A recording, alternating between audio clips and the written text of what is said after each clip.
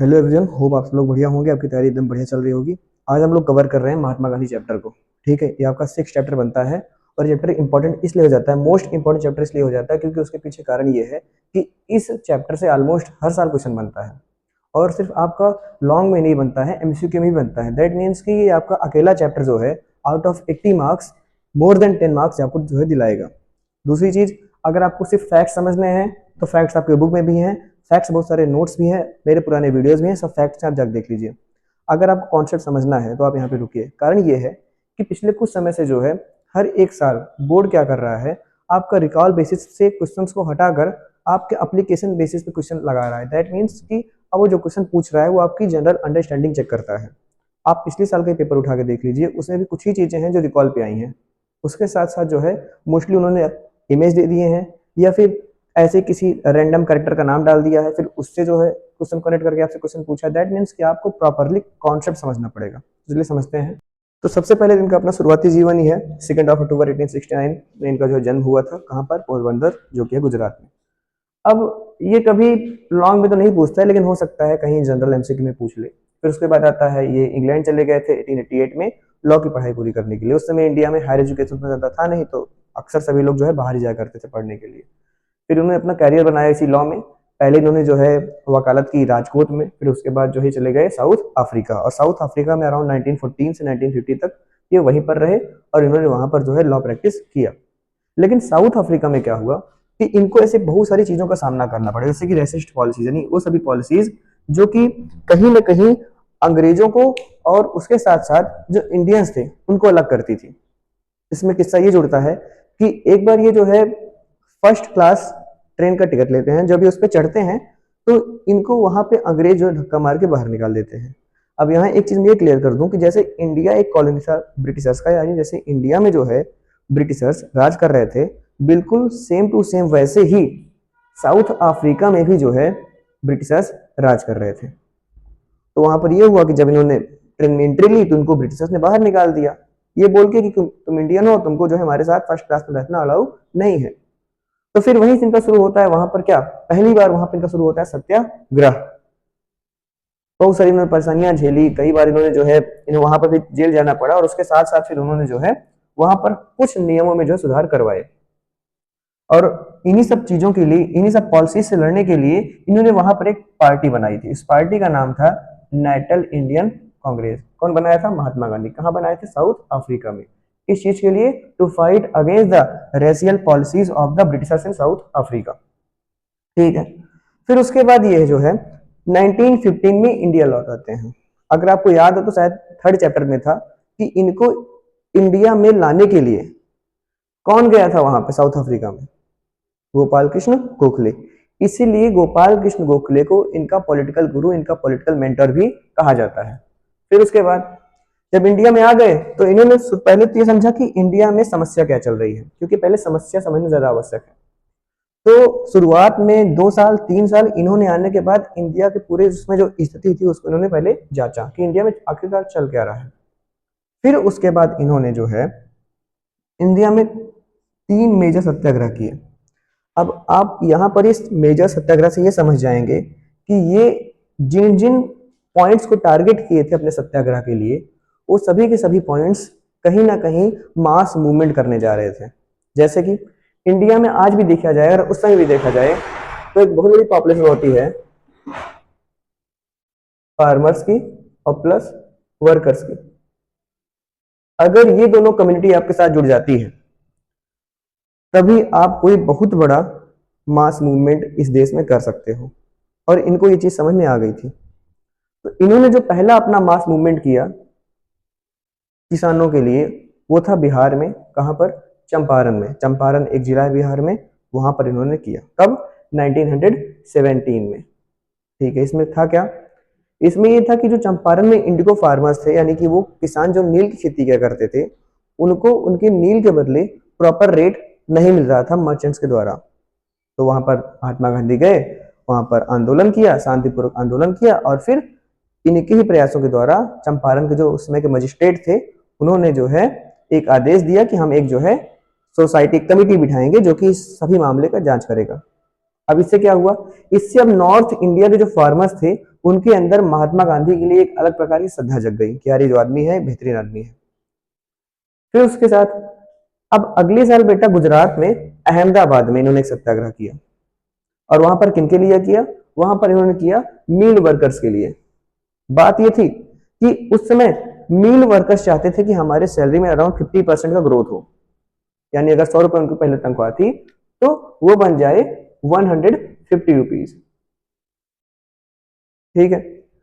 जबकि जो मालिक थे, जो ओनर थे मिल्स के, कारखानों के, उन्होंने कहा कि नहीं, हम सिर्फ 20% बढ़ाएंगे। अब ऐसे महात्मा गांधी ने उन सभी मजदूरों के साथ मिलकर सत्याग्रह किया, और फिर तनख्वाह कितनी बढ़ गई? 35%। दैट मीन्स 35%, यानी तनख्वाह हो गई 135 रुपीज ऑन एन एवरेज। अब यहां से अभी किसके चैंपियन बन गए? अब यहां से ये किसके लिए एक अहम आदमी बन गए? वर्कर्स के लिए। तीसरा बेटा फिर गुजरात में ही था 1918 में, खेड़ा सत्याग्रह, जहां पर इनके साथ कौन जुड़ा था? सरदार वल्लभ भाई पटेल जी। वहां पर क्या चल रहा था? वहां पर फसल बहुत खराब हुई थी उस साल, लेकिन फिर भी जो है टैक्स वसूल रहे थे कौन लोग? ब्रिटिशर्स। तो वहां पर इन्होंने दोबारा सत्याग्रह किया, शांतिपूर्वक आंदोलन किया, और फिर ये वहां पे एक्शन लिया गया ब्रिटिशर्स के द्वारा कि अगर किसान चाहे तो टैक्स दें, नहीं तो जब उनकी फसल अच्छी होगी तब दें। तो फिर से दोबारा अभी जो है कहीं ना कहीं सदर्न इंडिया की तरफ, डेक्कन इंडिया की तरफ फार्मर्स के साथ कनेक्ट हो पाए। अब देखिए, अब 1918 तक आते आते इनको अच्छे खासे मेजॉरिटी लोग इंडिया में जानने लगे थे एज अ हीरो। अब ये तो था इनके शुरुआती समय की बात, जो इंडिया में आए या शुरुआत में इन्होंने क्या कैसे किया। अब आते हैं नॉन कॉपरेशन मूवमेंट की तरफ। हमारे सिलेबस में सबसे पहला मूवमेंट जो इनका वो ये है नॉन कॉपरेशन मूवमेंट। ये कब चालू हुआ था? ईयर 1920 में। खत्म कब हुआ? ईयर 1922 में। तो सबसे पहली बात यही आती है कि नॉन कॉपरेशन मूवमेंट है क्या, उसको हम लोग देखेंगे बाद में। पहले ये समझते हैं कि नॉन कॉपरेशन मूवमेंट चालू ही क्यों हुआ। आपका मालूम होगा कॉपरेशन मतलब क्या होता है? कॉपरेट करना, सहयोग करना। और नॉन कॉपरेशन का मतलब क्या हुआ? असहयोग, यानी कि हम आपका सहयोग नहीं करेंगे। इसीलिए इसको हिंदी में बोलते हैं असहयोग आंदोलन। अब पहले समझते हैं इसको शुरू होने के पीछे कारण क्या थे। तो इसका जो पहला कारण है वह है रॉलेट एक्ट ऑफ 1919। ये एक कानून लाया गया ब्रिटिशर्स के द्वारा, जिसमें ये बोला गया कि अब किसी भी आदमी को जिसके ऊपर देशद्रोह टाइप का मुकदमा रहेगा, या फिर जो भी देशद्रोह जैसी कोई भी चीज करता रहेगा, उसको बिना वारंट के, यानी बिना उसको कारण बताए हुए भी हम लोग उसको अरेस्ट कर सकते हैं। और इससे हुआ क्या? इससे यही हुआ कि सप्रेस सिविल लाइबर्टी, यानी कि जो हमारी आज़ादी थी, पर्सनल आज़ादी थी, उसको ब्रिटिशर्स ने सप्रेस कर दिया। उसके अलावा जो केस भी चलेगा, वो केस भी जो है इन कैमरा ट्रायल होगा। दैट मीन्स कि वहां पे लोग नहीं होंगे। अब क्योंकि इन कैमरा ट्रायल होगा तो कोर्ट ब्रिटिशर्स के, जज ब्रिटिशर्स, तो फंसेगा कौन? इंडियंस। इस वजह से इंडियंस हो गए परेशान। अगला इसका जो कारण था वो था जलियांवाला बाग मास्कर। इसके बारे में आप सभी लोगों ने सुन रखा होगा। अब पता है 1919 में क्या हुआ कि अमृतसर नाम की जो जगह है पंजाब में, वहां पर एक बाग था, जलियांवाला बाग। तो वहां पर कई हजार लोग जो है इस बाग में प्रोटेस्ट कर रहे थे, अभी पीसफुल। किस चीज के लिए? उनके जो दो लीडर थे उस समय, डॉक्टर सत्यपाल और डॉक्टर सैफुद्दीन किचलू, उनको अरेस्ट कर लिया गया था। अब उन्हीं को छुड़ाने के लिए लोग शांतिपूर्वक प्रोटेस्ट कर रहे थे। अब ऐसे में जो ब्रिटिशर्स थे उन्होंने क्या किया? इनके ऊपर गोलियां चलवा दी। और ऑर्डर दिया किसने था? ऑर्डर दिया था जनरल डायर ने। और उसमें हजारों से भी ज्यादा लोग उसमें जो है मारे गए। और प्रॉब्लम ये था कि जो जगह थी वो बिल्कुल क्लोज्ड थी। जगह बिल्कुल ऐसी थी कि जैसे ये एक ओपन एरिया है, ये गार्डन है, सिर्फ एक ऐसे गली थी अंदर जाने के लिए। अब सोचिए अगर इधर से ही फोर्सेज आ जाएं और यहाँ सारी फोर्सेस खड़ी हो जाएं, तो इधर जो लोग बचे उनके साथ क्या होगा? और भी ओपन फायर हो रहा था। इससे पूरा का पूरा देश सहम गया, पूरा का पूरा देश जो है डर गया। इसी वजह से जो है रविन्द्रनाथ टैगोर जी जो उसमें थे, उनको एक ऑनर मिला था, अवार्ड मिला था नाइटहुड का। इन्होंने नाराज होकर ब्रिटिशर्स को अपना वाला अवार्ड वापस कर दिया। और तीसरा कारण था खिलाफत मूवमेंट। खिलाफत मूवमेंट के बारे में आप लोगों ने बहुत ही प्रॉपरली ऑलरेडी मुस्लिम लीग वाले चैप्टर में पढ़ लिया है कि जो खलीफ थे उनको जो है टर्की से जबरदस्ती हटा दिया गया था। तो उन्हीं को रिस्टोर करने के लिए मुस्लिम्स जो थे ऑल ओवर वर्ल्ड के और इंडिया के भी एक मूवमेंट चला रहे थे। कौन सा मूवमेंट? खिलाफत मूवमेंट। और इंडिया में जो इस मूवमेंट को जो लेके आगे बढ़ रहे थे उनका क्या नाम था? अली ब्रदर्स, मोहम्मद अली और शौकत अली। और फिर इसी के साथ क्या हुआ कि महात्मा गांधी को लगा कि क्यों ना इस मूवमेंट में जो है मुस्लिम्स को भी ऐड कर लिया जाए। कौन से मूवमेंट में? नॉन कॉपरेशन मूवमेंट में। इससे कहीं ना कहीं एकता भी झलकेगी। इसीलिए 1920 में जब नॉन कॉपरेशन मूवमेंट चालू हुआ तो उसमें खिलाफत मूवमेंट भी जो है ऐड हो गया। कब? 1920 में। चलिए अब आगे समझते हैं नॉन कॉपरेशन मूवमेंट एक्शंस को, यानी कि इस मूवमेंट के अंदर हुआ क्या क्या चीजें। तो पहले तो यही था कि रिजाइन फ्रॉम गवर्नमेंट जॉब, यानी बहुत सारे लोगों ने, बहुत सारे अधिकारियों ने, बहुत सारे उसमें जो लोग जो काम किया करते थे गवर्नमेंट के लिए, उन्होंने क्या कर दिया? उन्होंने अपनी अपनी नौकरियां त्याग दी, यानी कि हम लोग ब्रिटिशर्स के लिए काम नहीं करेंगे। दूसरा है बायकॉट फॉरेन गुड्स, यानी वो भी सामान, वो सभी सामान जो कहाँ से आता था? विदेश से आता था, उसको लोगों ने क्या कर दिया? उसको लोगों ने बायकॉट कर दिया कि हम आपका सामान नहीं यूज करेंगे। उसके साथ साथ स्कूल और जो उस समय के कोर्ट्स थे उसको भी लोगों ने जो है बायकॉट कर दिया। Picketing of liquor shops and foreign cloth stores, that means कि लोगों ने जो है बहुत सारे उस समय जो लिक्वर शॉप, जो शराब की दुकानें थी और उसके साथ जो कपड़ों की दुकानें थी, उसको जो है लोगों ने बंद करवा दिया, क्योंकि उन सभी दुकानों पे विदेशी सामान बिका करता था। देखिए अगर आपको किसी की भी बेसिकली रीढ़ तोड़नी हो, यानी उस आदमी को आपको देखो खत्म करना हो, तो उसका जो मेन पॉइंट होता है, यानी वो जिस वजह से उस काम को कर रहा है आप वही खत्म कर दीजिए। जैसे कि ब्रिटिशर्स इंडिया में सिर्फ एक वजह से थे और वो था इकोनॉमिक्स, पैसा। तो अगर हम उनका सामान यहाँ खरीदेंगे ही नहीं, हम उनका सामान यूज करेंगे ही नहीं, तो क्या वो यहाँ रुके रहेंगे? कभी नहीं, चले जाएंगे वो। उसके अलावा जो है हड़ताल हुआ, मास प्रोटेस्ट, यानी बहुत सारे लोगों ने मिलकर जो है दुकानें बंद करवाई, सड़कों पे निकले। यही सब था किसमें? नॉन कॉपरेशन मूवमेंट में। अब ठीक है, इतना बड़ा आंदोलन चल रहा है, इसका ऑब्जेक्टिव क्या है? इतने बड़े आंदोलन का मोटिव क्या है? तो पहला तो मोटिव था स्वराज, दैट मीन्स की सेल्फ रूल। किसके अंडर में? मैंने कई बार बताया है, ब्रिटिशर्स के अंडर में। दूसरा repeal of Rowlatt act and justice for the Punjab wrongs. Rowlatt act जो मैंने बात किया थोड़ी देर पहले, उसको आप हटाइए, उसको खत्म करिए। उसके अलावा आपने जो भी किया है कहाँ पे? पंजाब में, उसके लिए आप जो है बेसिकली माफी मांगिए, न्याय करिए। और तीसरा था खिलाफत रॉन्ग। आपको मालूम है खिलाफत मूवमेंट जो है जुड़ चुका है किसके साथ? नॉन कॉपरेशन मूवमेंट के साथ। तो नॉन कॉपरेशन मूवमेंट का ऑब्जेक्टिव भी तो खिलाफत के साथ मैच होना चाहिए। तो जो कि क्या था कि जो डिग्निटी है किसकी? खलीफा की, उसको आप दोबारा जो है उनको रिस्टोर करिए, दोबारा आप उनको प्रोवाइड करिए। अब इसमें मेन प्रोग्राम्स क्या क्या थे? पहले तो था बायकॉट। बायकॉट का मतलब कि हम लोगों ने पहले डिसाइड पहले देख लिया है कि किसी प्रकार का सरकारी स्कूल, किसी प्रकार का कोर्ट, किसी भी प्रकार की जो है सरकार के द्वारा दी हुई कोई भी चीज हम लोग नहीं एक्सेप्ट करेंगे, हम उसको बायकॉट कर देंगे। ठीक है, बायकॉट कर दोगे तो कैसे यूज करोगे चीजें? तो उसके लिए हम लोग स्वदेशी अपनाएंगे ना, अपना खुद का हम लोग अपनाएंगे। चरखा गांधी जी ने फेमस किया कि अपना खुद का कपड़ा बनाओ, खादी कलर का कपड़ा बनाओ और वही पहनो सभी लोग। क्यों उनके ऊपर जो है आपको आश्रित होना है, ब्रिटिशर्स के ऊपर? अगला था ओपनिंग ऑफ नेशनल स्कूल्स। हम लोग उनके स्कूल्स को बैकआउट कर दिए, तो बच्चे हमारे पढ़ने कहाँ जाएंगे? बच्चे पढ़ने जाएंगे अपने खुद के नेशनल स्कूल्स में। यूनिवर्सिटी जैसे आज का जामिया मिलिया है, काशी विद्यापीठ है, ये सब कब बना था? ये सब उसी समय बना था, नॉन कॉपरेशन मूवमेंट के दौरान। सोशल रिफॉर्म हुए, सामाजिक सुधार हुए। क्या समाज में आपको किसी के खिलाफ लड़ाई लड़ना है तो क्या आप अकेले लड़ाई लड़ सकते हो? नहीं लड़ सकते हो, सबको साथ लेके चलना होगा। इसलिए हम लोग हमेशा बात करते हैं हिंदू मुस्लिम यूनिटी की, ताकि दोनों जो ग्रुप है, जो इंडिया का जो सबसे बड़ा ग्रुप है, दोनों वो साथ में रहेंगे तभी तो हम लोग आगे बढ़ पाएंगे। ये उस समय भी बेटा था। उसके साथ साथ हरिजन अपलिफ्टमेंट, जिसको हम लोग बेटा शेड्यूल कास्ट बोल देते हैं, शेड्यूल ट्राइब बोल देते हैं, उनको भी तो उठाना आवश्यक है। वो भी तो हमारे समाज के ही हैं, उनके साथ क्यों अन्याय करते हैं हम लोग?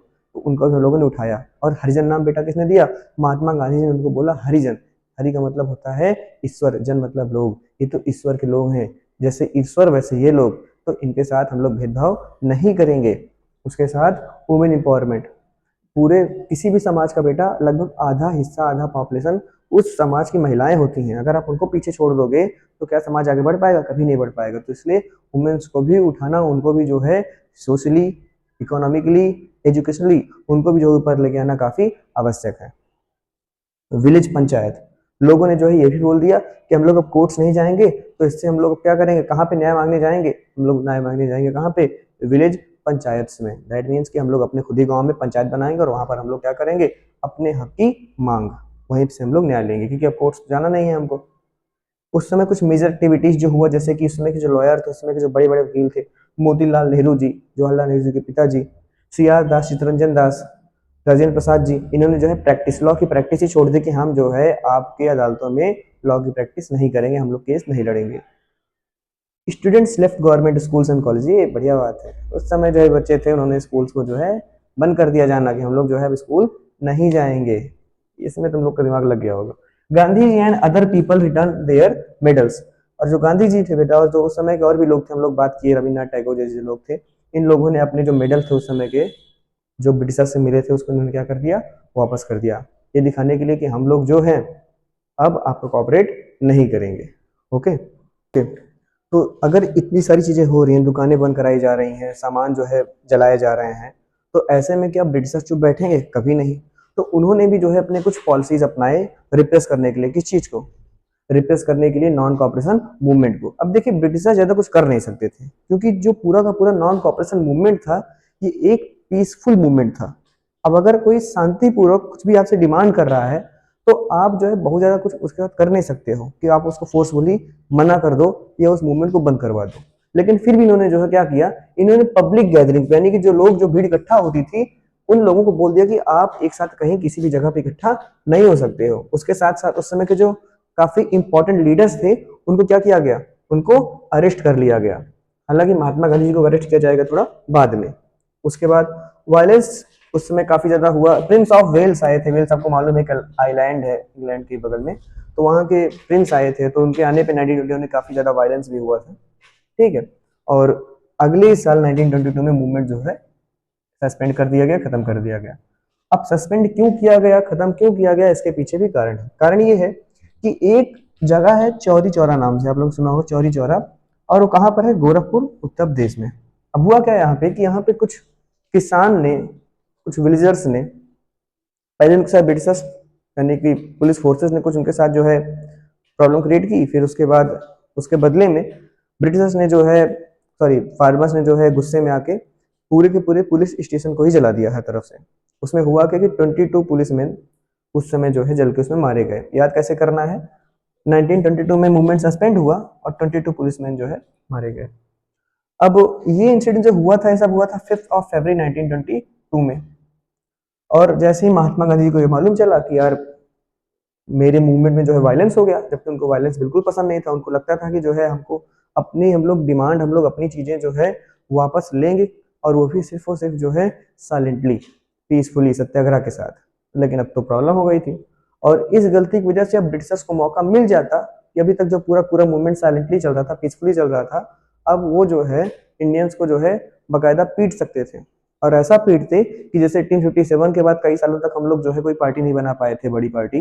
अब वैसे ही जो है अगर इतना प्रॉब्लम क्रिएट कर देते ब्रिटिश हमारे लिए कि हम लोग फिर दोबारा कभी उठ ना पाते। महात्मा गांधी ने इस चीज को समझा और उन्होंने जो है सस्पेंड कर दिया नॉन कॉपरेशन मूवमेंट 5 फरवरी के एक हफ्ते बाद, फरवरी 12 को। अब इससे जाहिर सी बात है देश में लोग खुश होंगे नहीं, क्योंकि हम लोग जस्ट बहुत करीब थे। किस चीज के लिए? सेल्फ गवर्नमेंट, या कहीं ना कहीं ब्रिटिशर्स को जो है झुकाने के। लेकिन प्रॉब्लम यही हुई कि मूवमेंट ही सस्पेंड हो गया। इससे लोग नाराज हुए, जैसे कि मोतीलाल नेहरू जी थे, लाला लाजपत राय थे, इन लोगों ने बेटा उस समय काफी लोग नाराज हुए कि ब्रिटिशर्स बस हम लोग से एकदम हारने ही वाले थे। और महात्मा गांधी ने क्या किया? मूवमेंट ही वापस ले लिया। लेकिन ऐसा नहीं है कि इस मूवमेंट से कुछ नुकसान ही हुआ, कुछ फायदे भी हुए, कुछ इसका जो इम्पैक्ट भी हुआ। उससे पहले जान लो कि मूवमेंट सस्पेंड होने के करीब करीब एक महीना बाद महात्मा गांधी जी को जो है मार्च 10 1922 को जो है अरेस्ट कर लिया गया। 6 साल के लिए इनको जेल भेज दिया गया। लेकिन 2 सालों में ये वापस आ गए, क्योंकि थोड़ा इनको हेल्थ इश्यूज थे। इम्पैक्ट क्या हुआ इसका समझते हैं। तो पहला इम्पैक्ट ये था कि mass participation. 1905 Bengal partition, anti partition movement के बाद ये अभी तक का इंडिया में होने वाला सबसे बड़ा मास पार्टिसिपेशन था। ऐसा कोई अभी तक हुआ नहीं जिसमें इतने सारे लोगों ने मिलकर हिस्सा लिया हो। पहला तो इम्पैक्ट ये था। दूसरा था बूस्टेड कॉन्फिडेंस। इससे इंडियंस का जो है कॉन्फिडेंस बूस्ट हो गया कि हम लोग भी जो ब्रिटिश से लड़ाई लड़ सकते हैं, वो भी अपने दम पे। और थर्ड ये है ट्रांसफॉर्म कांग्रेस। इसने कांग्रेस को बदल कर रख दिया। वो कांग्रेस अभी तक अर्जियां लिखा करती थी, चिट्ठियां लिखा करती थी ब्रिटिशर्स को अपने काम के लिए, हम लोग पहले डिस्कस कर चुके हैं। अब वो कांग्रेस जो है कैसी कांग्रेस पार्टी बन गई, जिसपे लोगों को विश्वास होगा कि ये जो है मूवमेंट भी करती है, ये विद्रोह भी करती है। और है चौथा है हिंदू मुस्लिम यूनिटी, क्योंकि इसमें खिलाफत मूवमेंट भी ऐड ऑन था, तो इससे कहीं ना कहीं जो है एक सोशल रिफॉर्म हुआ कि हिंदू और मुस्लिम थोड़ा साथ आए, करीब आए। अब ये करीब आएंगे तो प्रॉब्लम किसको क्रिएट होगी? ब्रिटिशर्स को। और जो पांचवा था बेटा वो था कि प्रमोटेड सोशल रिफॉर्म। लोगों ने देखा कि कैसे अनटचेबिलिटी और कैसे वुमेन एम्पावरमेंट, इन सभी चीज़ों में समाज में जो है सुधार हुए, इन चीज़ों की वजह से, नॉन कॉपरेशन मूवमेंट की वजह से। हालांकि जो इसका मेन ऑब्जेक्टिव था तो पूरा नहीं हो पाया, लेकिन फिर भी ये सब कुछ इसके प्रभाव, कुछ इम्पैक्ट जो सोसाइटी पे पड़े। अब इसके बाद आता है हमारा सिविल डिसोबीडियंस मूवमेंट और उसके साथ साथ राउंड टेबल कॉन्फ्रेंस। अब उसको हम लोग देखेंगे अपने नेक्स्ट वीडियो में। यहाँ तक आपको हो सकता है चीज़ें समझ में आई हो अच्छे से। अब आपका ये काम होगा कि आप प्रीवियस ईयर पेपर में इन टॉपिक से रिलेटेड सारे क्वेश्चंस करने का प्रयास करेंगे। जहाँ भी आपको डाउट आप मुझसे पूछ सकते हैं कमेंट में।